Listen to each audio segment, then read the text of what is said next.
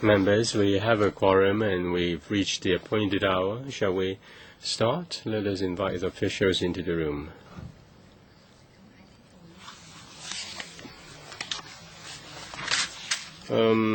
Minutes of the last meeting held on the 31st of October. The minutes have been sent to members. Shall we confirm the minutes? We have not received any proposed amendments so far. Right, minutes confirmed then. Let's see whether we'll be able to deal with all the four papers. And they are the UN resolutions in relation to Côte d'Ivoire. The second is the DRPK. And then the next one is Guinea-Bissau. You may need to look at Google Map. It is in West Africa. And finally, it's in relation to Somalia. And you know what has happened in recent years to this country. According to our legal advice, 139 and 141, there are certain drafting issues. Let us don't follow the number 139140. Let us refer to the legal notices which have been highlighted by our legal advisor.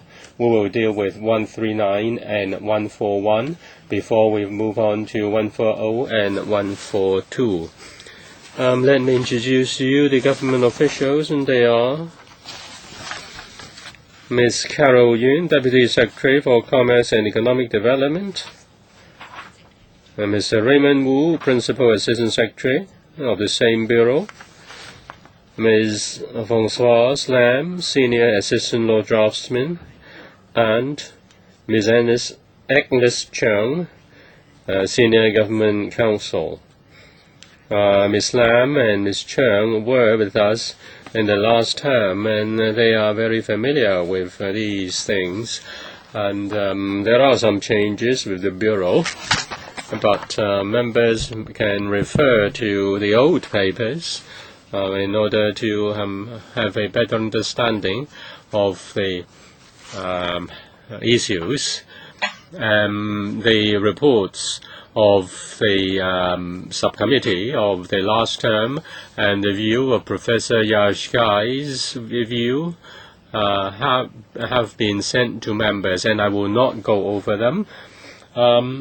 If you have any queries during the course of studying the legal notices, then we will deal with them. Ms. Yun, would you take us through the paper in relation to Côte d'Ivoire?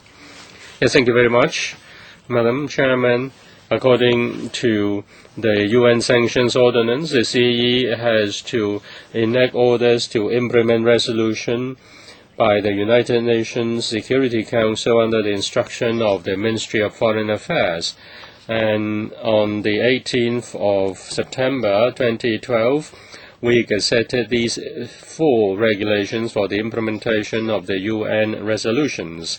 And the four regulations came into effect on the same day, which was the 28th of September 2012.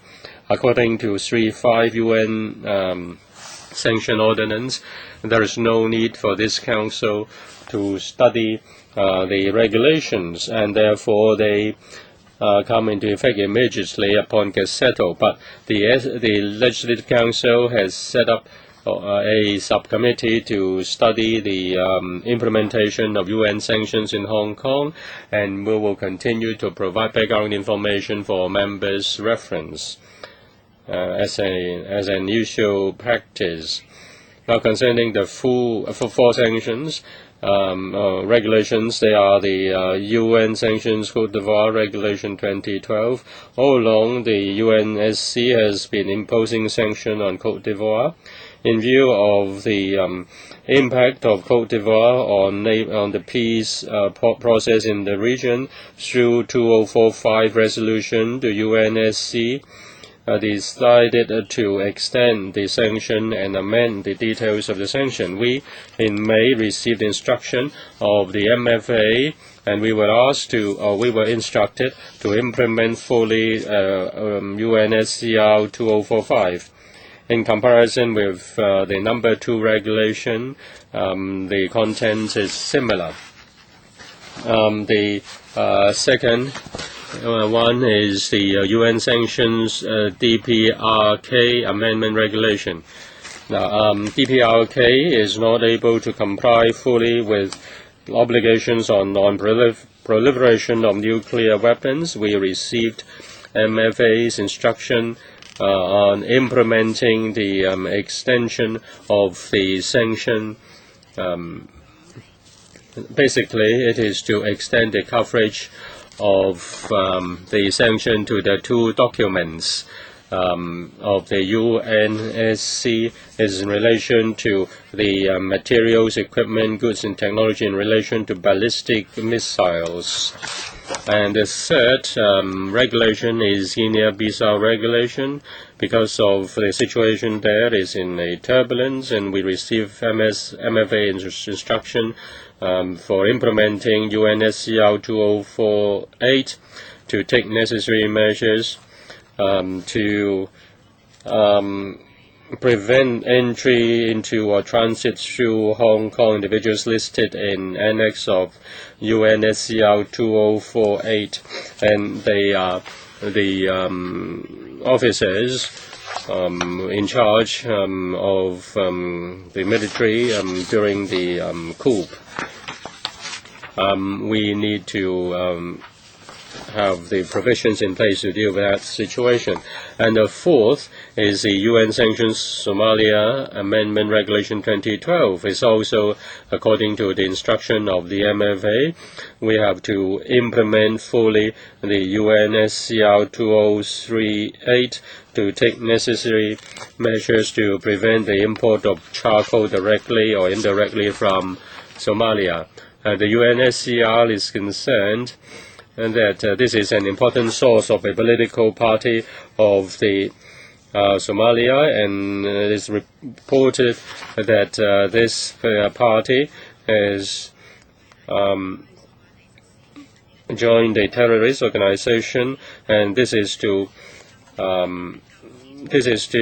amend the regulation for the prevention of prohibition of import of charcoal from Somalia. We also take the opportunity to amend the regulation so that the wording is in line with the wording of the recent UNSCRs. I'm happy to answer members' questions. Thank you. When we consider the regulations, we will have the following papers for you, and that is the text of the UN resolution. We state the number of the UN resolution or regulation. And the administration has also given us very useful information on the background and history of the country under the sanctions, and then confirmation by the CSOA the time of receiving the MFA instruction on local legislation, and then the text of the regulation. So if you miss any one of them, you need to tell us. Let us now go straight into legal notice 139 with regard to Côte d'Ivoire. Basically, they are similar to the texts that have been enacted in the past. At the first meeting, all along, we hoped the administration would adopt a model text in drawing up such regulations, and the model text will become a basis for future regulations. Now, in Annex E, we have a markup copy according to the regulation, is there any drafting issue? We have taken up certain wording with the administration, and we've clarified with the administration, and if nothing more to add, shall we go to the markup copy? And I suggest we'll only, or shall we go through it page by page, or just look at the area that has been changed? Ms. Yuan,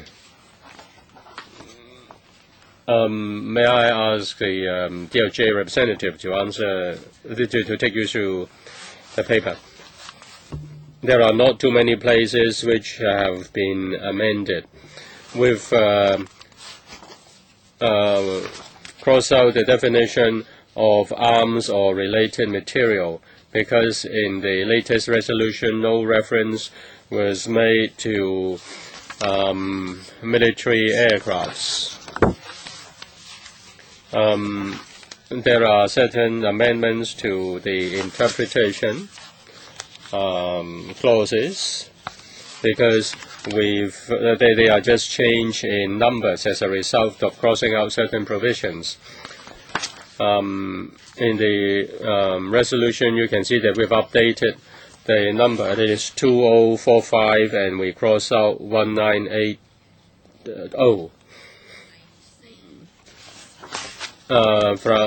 In part 2, you can see that we've crossed out the supply or sale of certain vehicles. This is in relation to paragraph 1 of Resolution 2045 because they no longer impose such a prohibition. We therefore cross out sections 4, 5, and 6 because they are related. The new section 4 is prohibition against importation of rough diamonds. And then all the way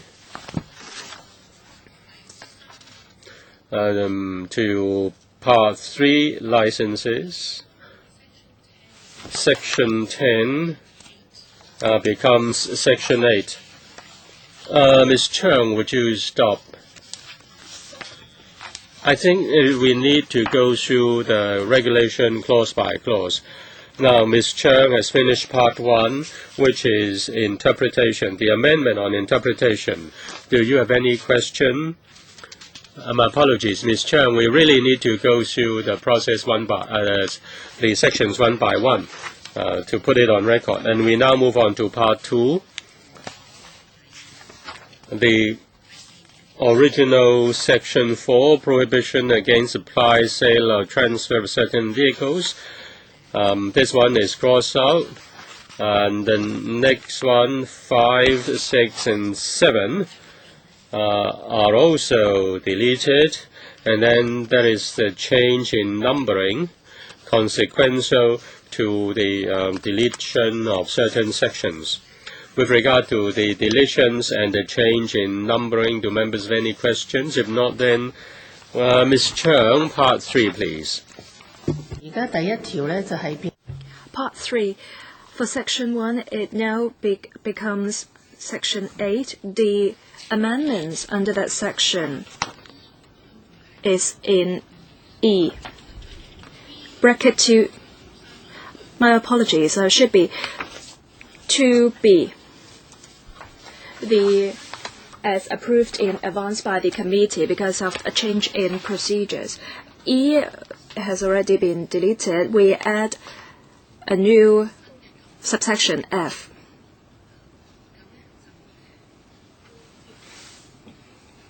Any questions?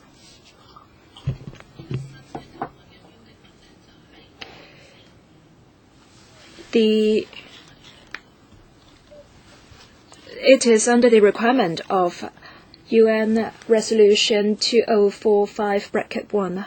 How come sometimes you put down the UN regulation there, but sometimes you choose not to? You do not do that.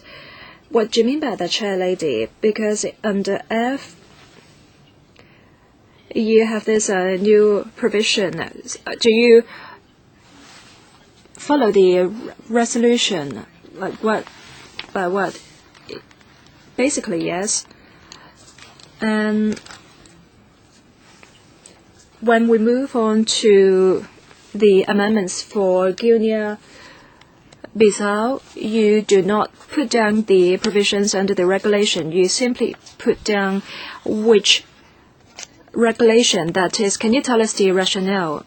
Maybe when we come to that document, I could give you a detailed explanation. Now, for that one, mainly we restrict people from entering or crossing the boundary. That's why we have to give our version as to how we go about that. We cannot simply put down the names there. Please tell us later. And we hope you will be persistent in the practice.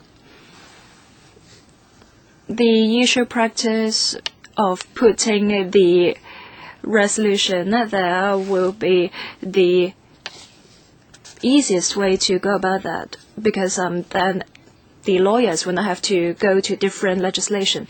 Now, the major amendment under this one is subsection F. Any problems with the wording? If not, then let's move on. The old section 12 and 13 on supply of certain vehicles and provision of certain assistance or training, because they are absent now. That's why we made these amendments. For the later amendments under Part 3, mainly they're about the numbering. All right, any questions about Part 3?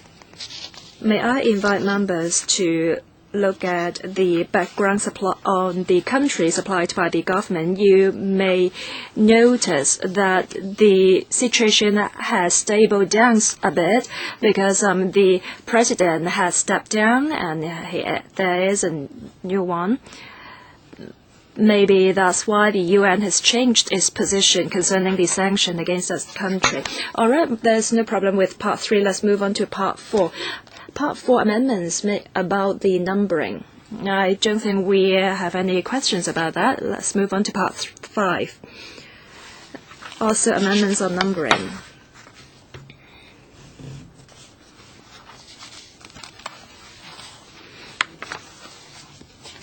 All right. Part 6, also amendments on the numbering. Members, any questions up to now? Part 3, please. Also amendments on numbering. Yes, I think it is because you made certain additions or deletions, means the previous parts. All right, Part 7, any questions? Part 8, Madam Chair, please. Amendments on numbering. Section 32, the number of the resolution has been amended. We amend that to 2045 instead of 1980. Right, that's the latest number. If there's no question, let's move on to the explanatory note.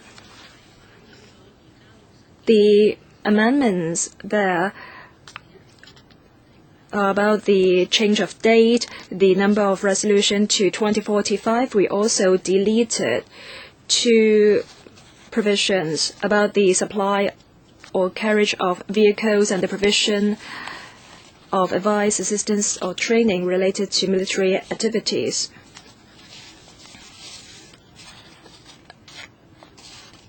Is it correct that you reported to the relevant panels about these deletion? We understand the members are very concerned about such deletions, and we also informed the relevant members. We gazetted these on the 28th of September. And as soon as we completed that, we submitted the documents to the Secretariat for disposal to all LASHCO members for their perusal. So in a way, we informed all the LASHCO members. The subcommittee has already completed its task, and we also informed members about the gazetted of the 4 regulations. Madam Yun, of course, you have already circulated the LNs to all the lawmakers. Now, however, last term, we asked you to report back to the relevant panels. Now, for these countries, they have commercial ties with Hong Kong, more or less. So I think the Chambers of Commerce should know more about the sanctions, for example, the relaxation of sanctions. So I hope, Ms. Yun, you can undertake to do this.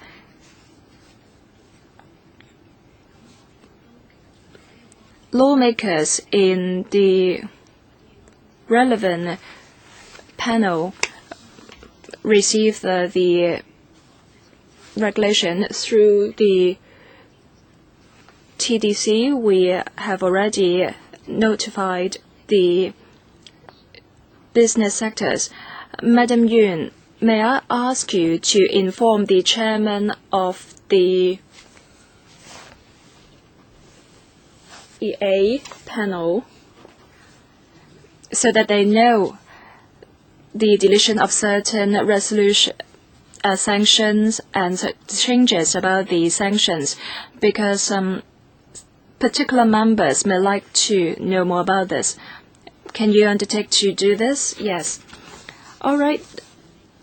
For the resolution on Côte d'Ivoire and the problems, if not, then let's move on to that on Guinea-Bissau. Can you tell us about the background of the country? Because this is the first time the country is subject to sanction. May I defer to my colleague to tell you about the background? It's a country in West Africa, and it got independence from Portugal in 1974. There was a coup in the country and disrupted the presidential election there, and the UN was concerned with the coup and the political instability there. That's why the sanction resolution 2048 was passed to impose a travel ban. In June, the CE received the instruction from the MFA to impose travel ban against Guinea-Bissau. On the 25th of September this year, the CE, at the meeting of Executive Council, the Council advised CE order that the UN sanctioned Guinea-Bissau regulation should be made under Section 3 of UNSC. And the country ranked 185th among Hong Kong's trading partners in the world. The trade is mainly about exports to Guinea-Bissau domestic.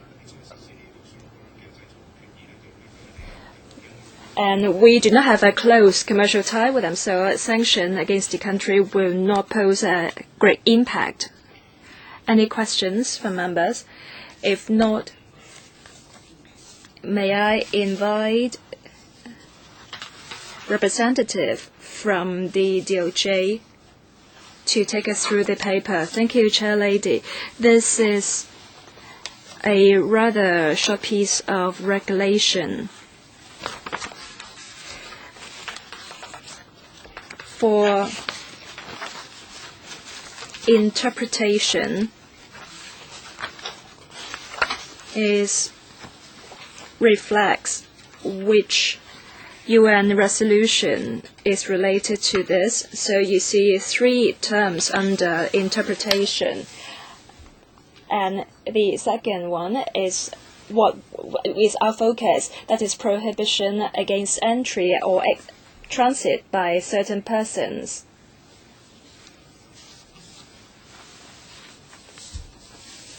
So specified persons cannot enter or Hong Kong or transit through Hong Kong.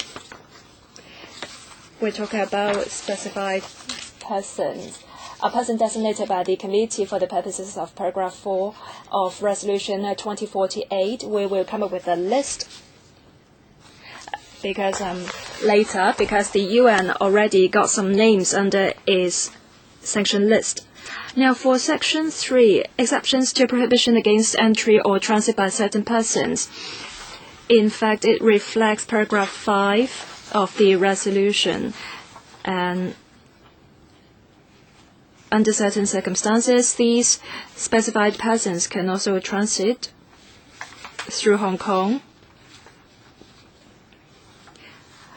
Section 4, proceedings for an offence under this resolution may only be instituted by or with the consent of Secretary for Justice. So this is a rather straightforward regulation. For interpretation, Section 1, I don't think we have problems with that. For Section 2, earlier I asked how come the resolution is put down, but sometimes not, and Madam Chang has already explained to us that has something to do with the names. All right, Section 3, any questions from members? Well, I have one. It's just a matter of how it's going to be implemented. Now here you mentioned the specified persons. It's only when under some circumstances they can be exempted under this section. So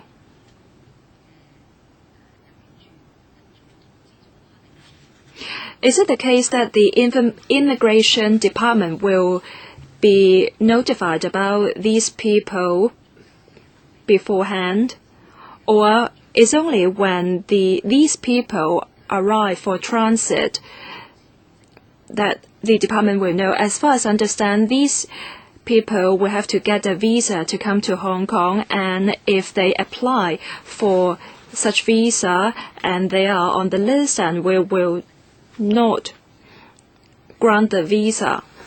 But then if they fulfill the special criteria under UN resolution, then in the visa application they will have to supply the relevant information to show they fulfill the criteria. Well, I just hope that they will not come to Hong Kong with 4 passports, just like some people here are doing. But then you can do nothing even when they come here on 4 passports.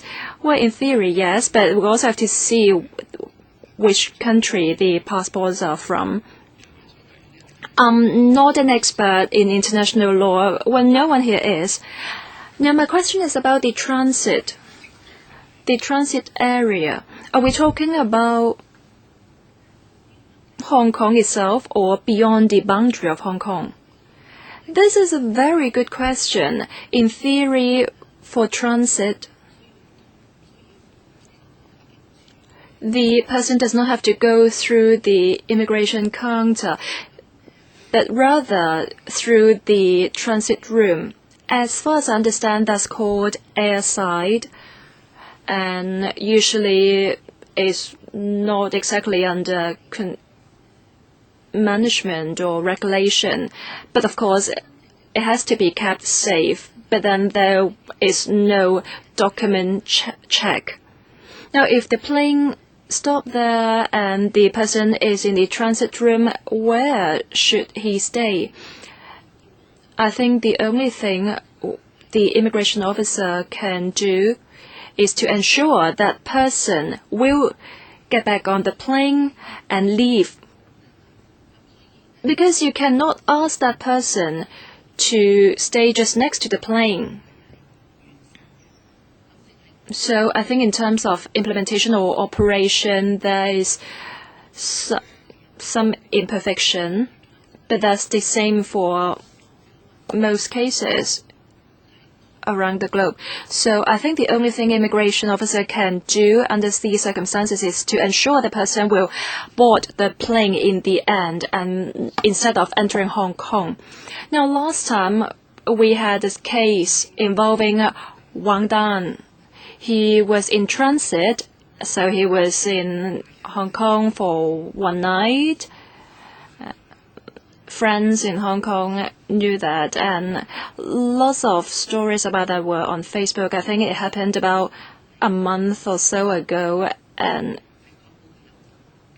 so you have to ensure he cannot enter Hong Kong.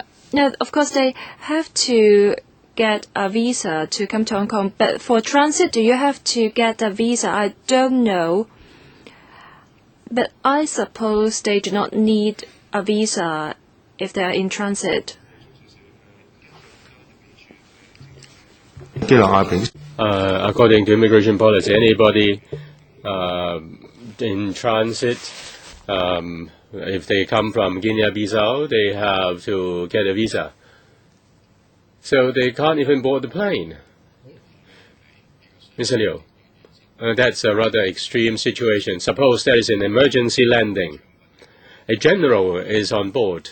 And how are you going to deal with him? Do you force him to stay in the plane?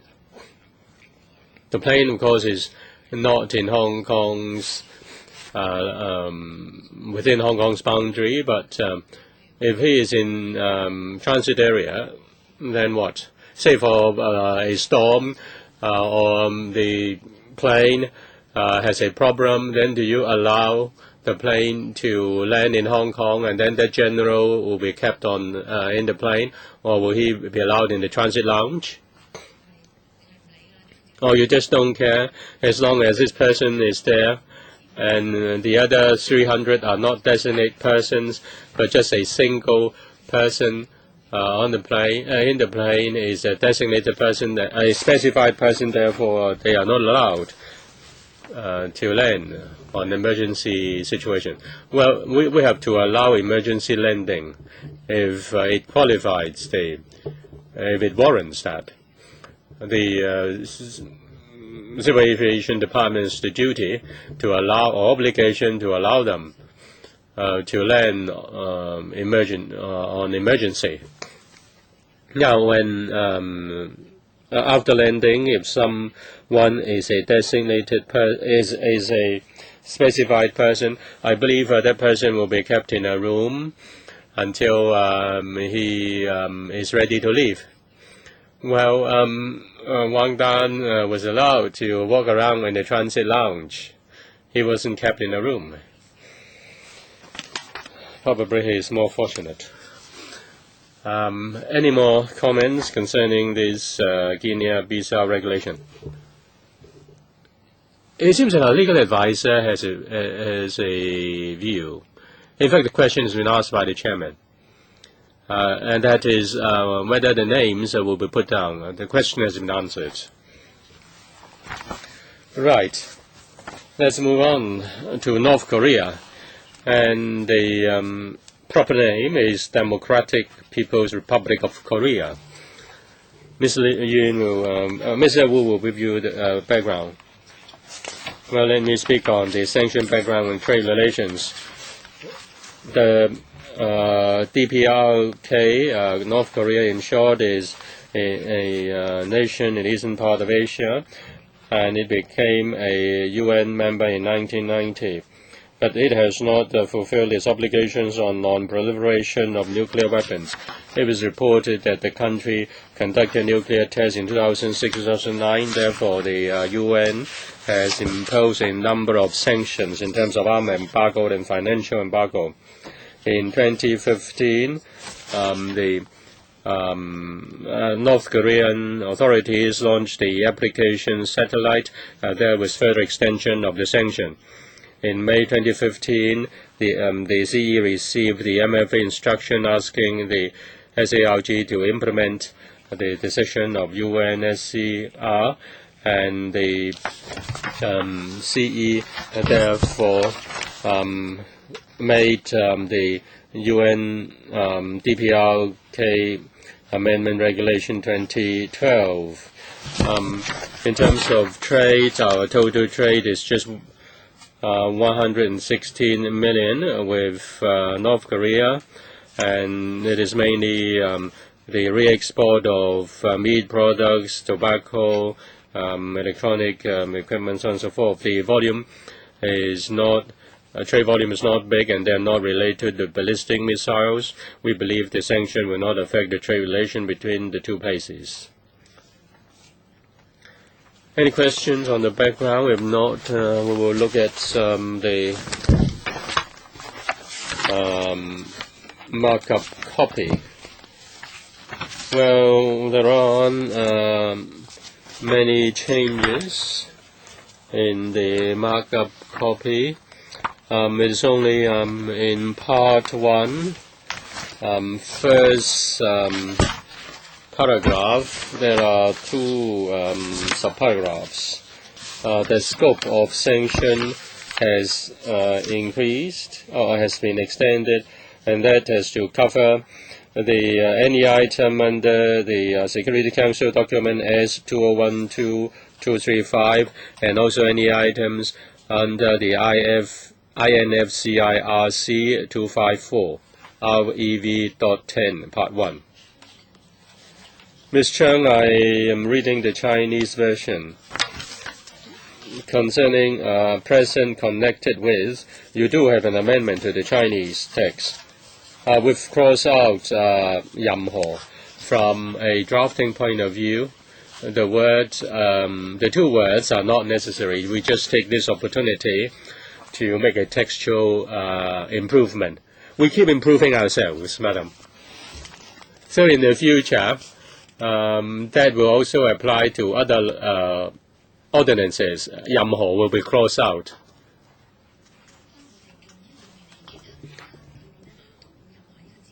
No, other countries also don't have the term 任何, and therefore we cross them out. When the term of related person appears, and a relevant person appears, and if there is the use of the term 任何, then we'll cross it out. Well, we'll try to simplify the wording. If you cross out 任何, it will be implemented when it is in relation to the implementation of the UNSCR. Well, I think it's pertaining to relevant person or 有關連人士 in Chinese. The phrase 任何 is rather redundant. We therefore cross it out to achieve standardization. All right, and let's move back to the new additions. Ms. Chung, please go on. We just add the items in the 2 documents, 2 additional documents.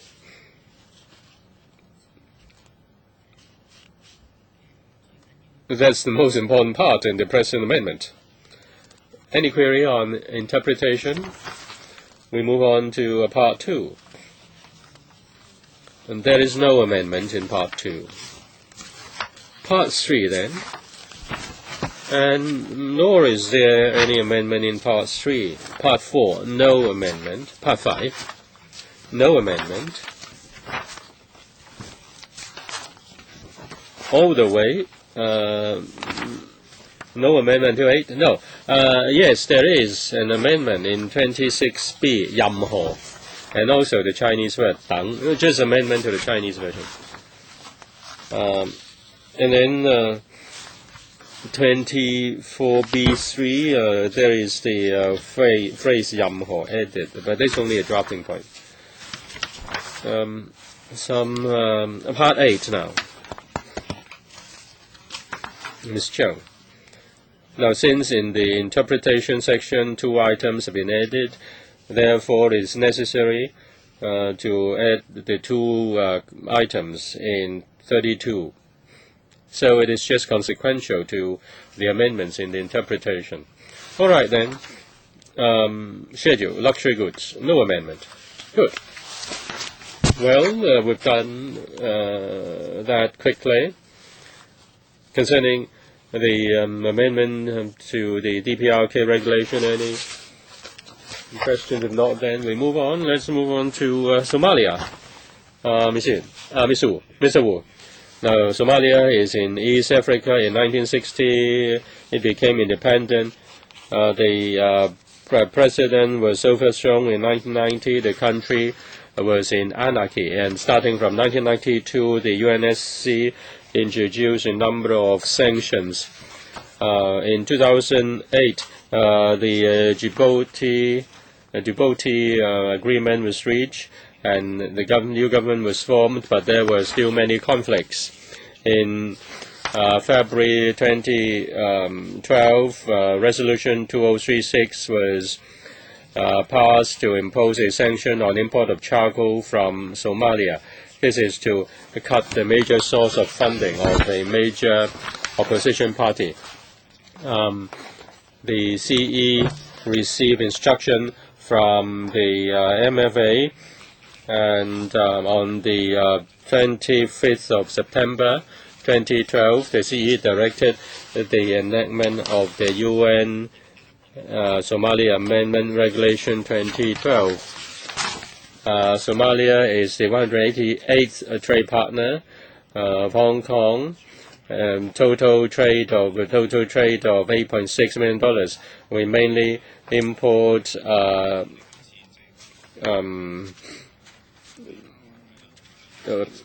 and the imports are not related to charcoal. So the sanction will not affect our trade relation. Now, concerning our charcoal, do we import charcoal from Somalia? Now, we have barbecue, right? Where do we get the charcoal? According to our understanding, the majority of the goods from Somalia are not related to charcoal. They are mainly leather goods. Well, if you want to buy leather goods, you have many places to buy. You don't need to buy from Somalia. Any questions on the background? If not, then Ms. Chung, once again, would you please help us by going through the markup copy? Yes, if I may introduce this paper. The regulation was made several years ago, so we take the opportunity to also improve the drafting and standardize the style to make it similar to those which deal with the other countries in the past 1 or 2 years.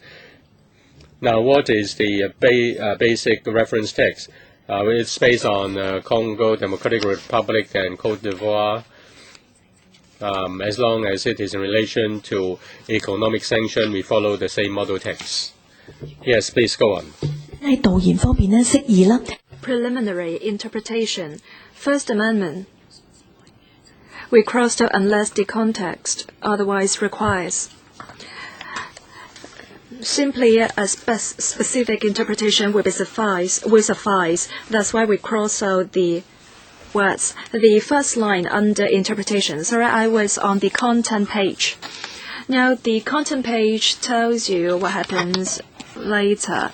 But as you can see, you have made some amendments to the content page. The amendments are not legally binding, but we should also note that. Yes, you may proceed to Part 1. Part 1, preliminary interpretation. We cross out unless the context otherwise requires, because we already have the definition or interpretation of each of the terms. That's why we cross out those words. So do you propose to do that to a future ordinance? That's the direction we are looking at. for the new laws we draft, we do not propose to put in these words. And the Second Amendment, we add Security Council to that. And for B,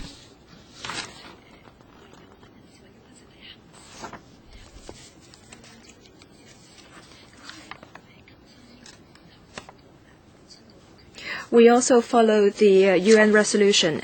Right.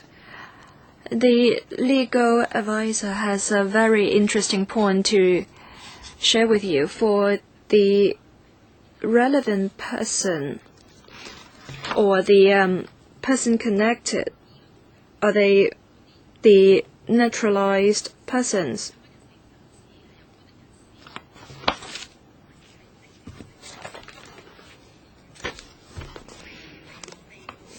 So how can a naturalized person be owned? Right, we don't have slavery anymore. How can a person be owned? I think we are talking about naturalized person. That's why we have a separation difference between persons and entity. We also have controlled person apart from owned person. You see, this is very broad brush, and thus how it is put here, I'm sure it can achieve its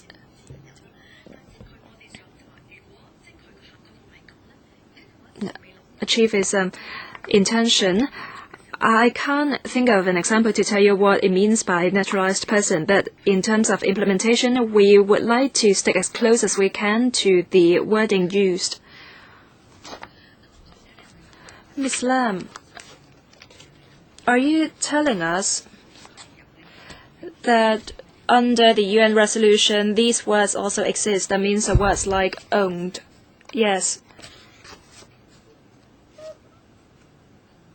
The UN resolution, I'm reading it. Are you talking about the entity, part 3? Is it simply only about entity?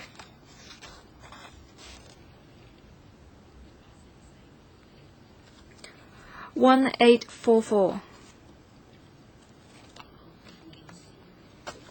Annex C,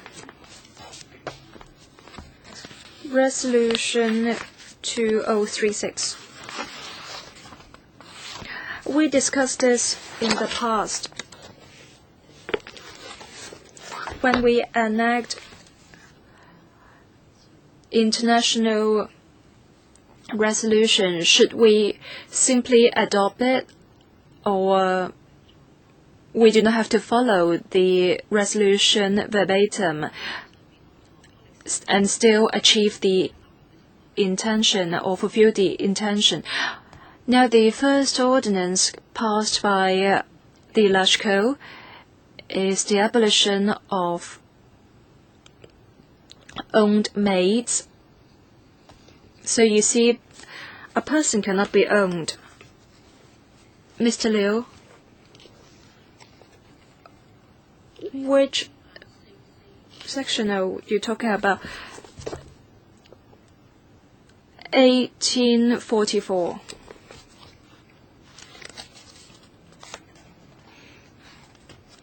I'm still on 2036.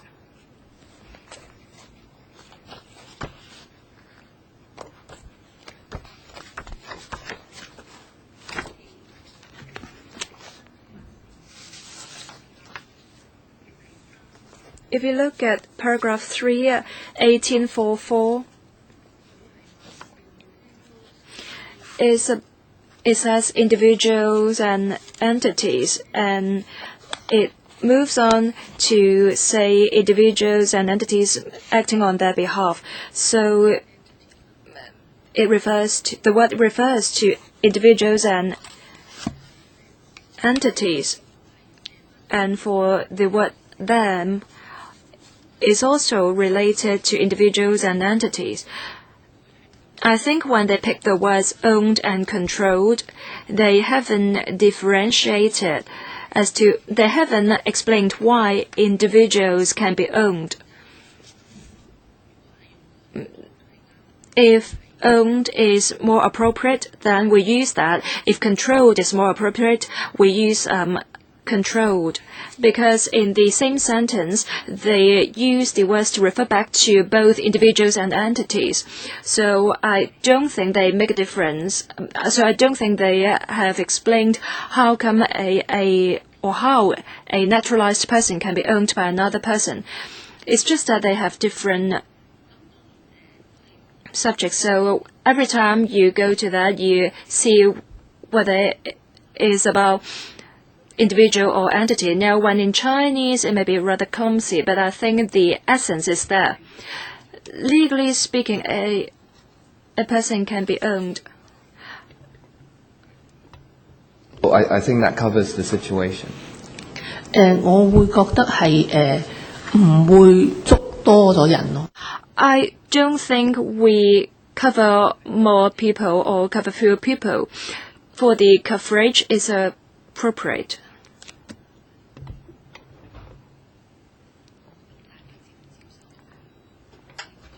Members, do you accept this practice of drafting it?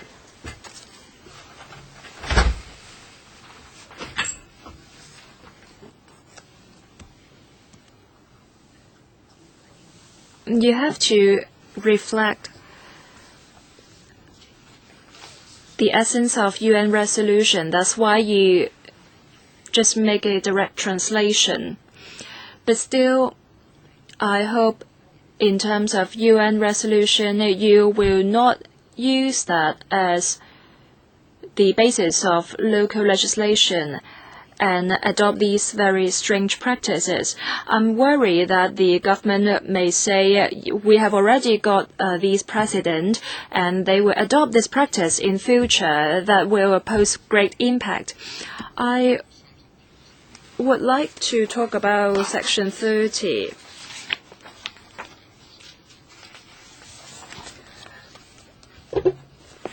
Do you cover entity under that?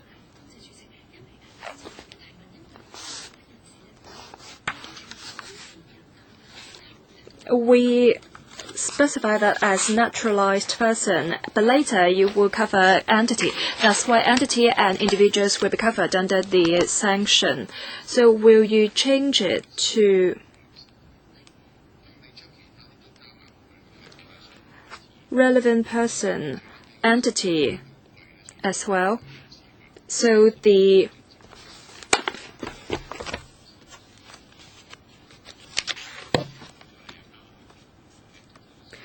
if you cover entity, then I think it will be clearer to us, and the word owned will not be so obtrusive. Thank you. Thank you for the comment. We can achieve the same goal by going through different means. The CE will specify which individual or entity should be subject to economic sanction, and once they are specified, these individuals or entities can work for individuals or entities. That's why we have different interpretation for individuals and entities. So for relevant entity,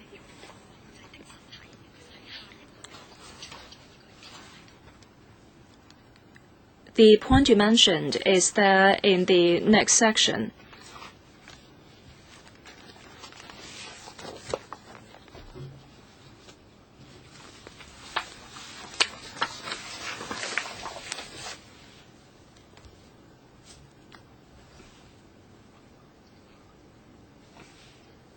So an entity acting on behalf or at the direction of or owned or controlled directly or indirectly, blah blah blah. Would it be better?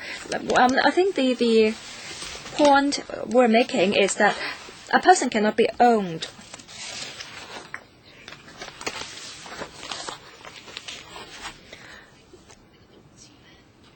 Now, for the verb owned, when you use it on a person, then it's not exactly appropriate. So can you take out the word owned when you refer to persons? So a person acting on behalf of or at the direction of or owned or controlled directly or indirectly by. If you divide different parts for entities and persons, then can you have two parts for these two subjects? Because in that way you can also cover what's in the resolution. In the next amendment, we can make a change to that, or let's record it, because we don't know when the next amendment on Somalia will be.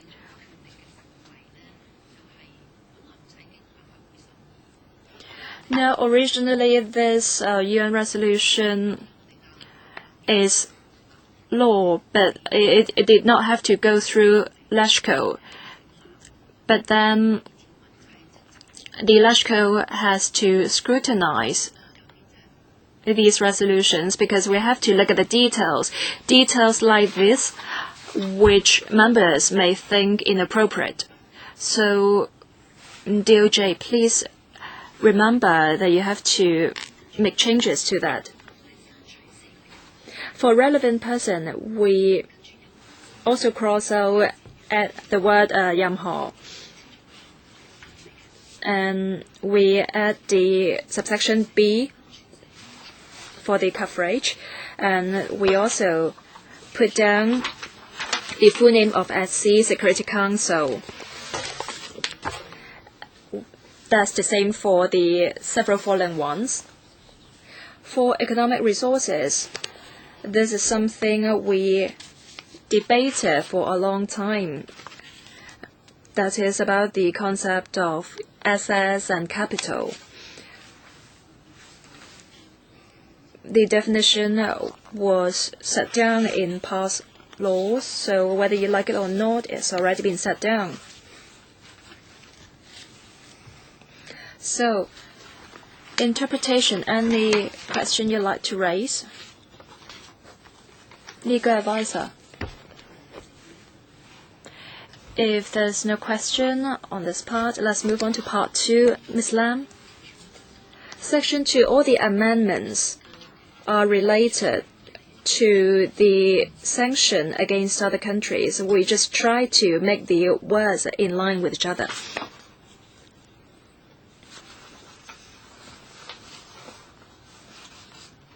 Questions?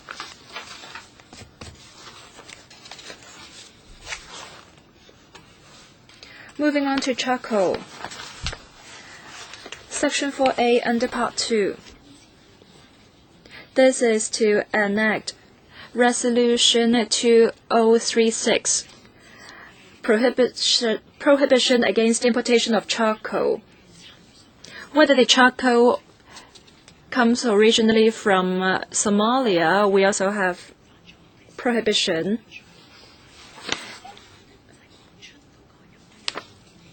Anyone contravene this section is in contravention of Section 3, and Section 4 gives you the defense.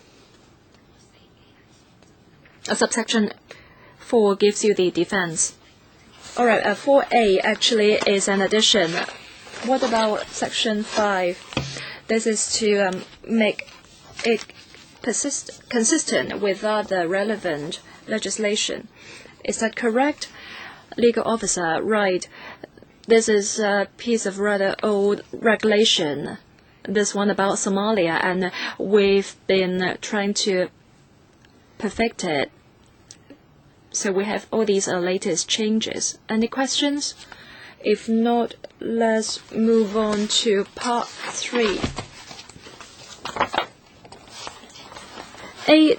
Section 8, 9, 10, the amendments that are there to make them persistent with other resolution. In the past, we did not have any thing about how to handle capital. That's why we add the relevant subsection to state under what circumstances the capital can be transferred to the accounts. All right, please read that carefully. Have you informed the EA panel about the latest development? The papers have been submitted to the members on the EA panel, so all lawmakers on the panel will CNI panel. So all the lawmakers on that panel should have received the papers. Well, I think you have to tell the Economic Affairs panel members about this as well. So please remember you have to inform the members on both panels. It's just a some supplement. Apart from funds, once we have the regulation out, we will inform the decision-making bureau, including the Hong Kong MA, because they play an important role as gatekeepers. That's why I say we disseminate the relevant information.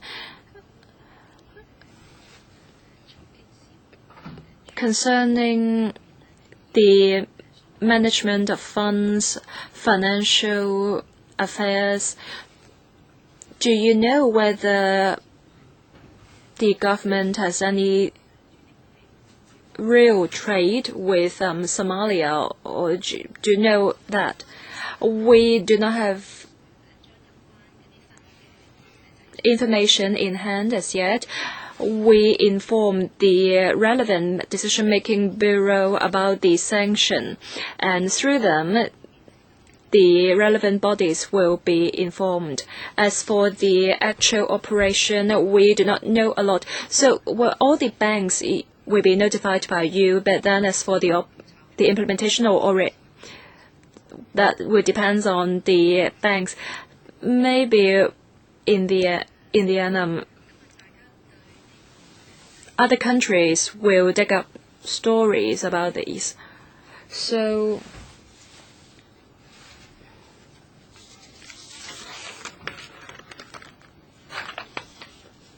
legal advisor, members, any questions? If not, let's move on to part 4. No amendments. Part 5. Well, we just improved the numbering in Section 13. Otherwise, there's no change. Part 6, evidence, no change. Part 7, disclosure of information or documents, no change. Part 8, other offences and miscellaneous matters, a date hasn't changed. And then explanatory notes is just to reflect the earlier changes. And it is based on a model text. Right. Any questions from members? Yes, legal advisor. Thank you, Madam Chairman. There may be a typo. LN 142 2012 Annex A. Annex A. It should be 53. It should be cap 537. The legal notice. The English version is okay. It is only the problem with the Chinese version, which should be 537. Cap 537 rather than section 537 as the Chinese goes. If members don't have further questions, then we have dealt with the 4 legal notices. We don't need any further meeting. Do you intend to speak at the LegCo meeting. I don't intend to do so. If you don't intend to do so either, then let's wait until there are further local legislation in relation to UN sanctions. Otherwise, we will be in hibernation. Thank you very much. May I also thank the Bureau and the DFJ. Thank you.